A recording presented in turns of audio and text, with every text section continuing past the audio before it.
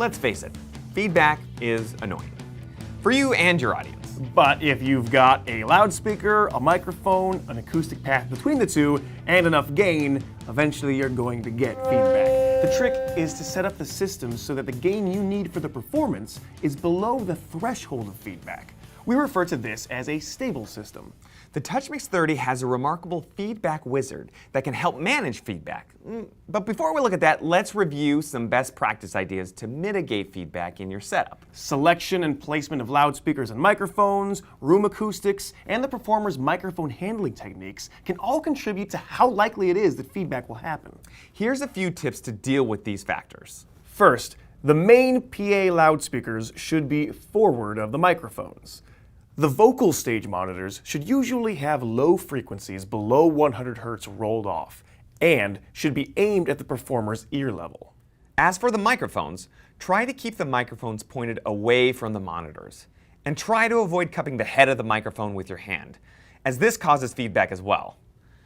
When EQing the mics, use a high-pass filter on everything that doesn't actually have desirable low-frequency content. Finally, be aware that if the stage has a rear wall with a hard reflective surface, this might contribute to feedback. Also, avoid using excessive EQ boost on input channels or outputs. Let's say you've done all of these things right, but you still have a feedback problem. That's where the TouchMix 30's feedback wizard can help. You see, feedback doesn't happen all at once and at all frequencies. It occurs at frequencies where there is a narrow peak in the response of the total system. If you can find these frequencies and use very narrow filters, then you can get a lot more gain before feedback. In other words, our system will be stable. So let's take a look at how the TouchMix 30 manages feedback. First, we'll select an output channel. It could be the main left-right or one of the auxiliaries. And now let's press the anti-feedback button. Every output of the TouchMix 30 has a 12-band anti-feedback filter system. These filters are very narrow, so they don't have much effect on the overall tonal balance. Their purpose is to eliminate feedback.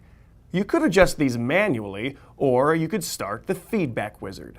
If you want to zero out all the filters before you begin, touch the reset button. Also, make sure that the filter switch is set to in. In order to kill feedback, you actually have to cause a little bit of feedback. Many professional engineers refer to this as wringing out the system. This process will result in some brief instances of feedback that could be annoying to some, which is why you should be sure to do this before the audience has entered the venue. With that in mind, it's time to let the wizard work its magic. Touch the feedback wizard button, and you'll see some instructions on preparing your system. The feedback wizard automates the very same process that an experienced operator would use to get maximum gain before feedback. Read and follow these instructions, then press start. You'll notice that the fader begins to creep up on its own. As the gain increases, the first feedback frequency rears its ugly head. This window will display the frequency of the feedback, and the wizard will apply a filter. If the frequency starts taking off too much, the wizard will bring the fader down, just like an experienced sound engineer would. Then the wizard will start looking for the next frequency.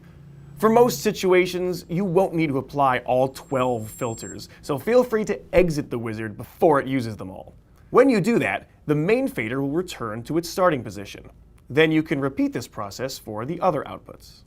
The feedback wizard will only use filters that have a cut of 0.0 dB, so the wizard doesn't change any filters that you've already set.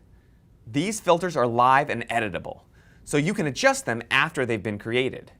You can quickly toggle a particular filter on and off by tapping its label, or you can adjust its frequency and cut individually using these knobs. You can increase or decrease all of the filters at once by adjusting the filter depth control, or widen the filters with the filter Q control. Here's one more thing to know. The mixer keeps looking for feedback frequencies all the time, even after you've stopped the wizard. If it detects new feedback, it will still display the trouble frequency here, but it won't apply a new filter unless you touch the manual kill button. Now, certain sounds like a synthesizer holding a single note or a sustained feedback guitar note seem like feedback to the wizard. So, the manual kill button keeps you in control without notching out any of your music. The feedback wizard. Just another way the TouchMix 30 Pro goes beyond mixing to give you great results.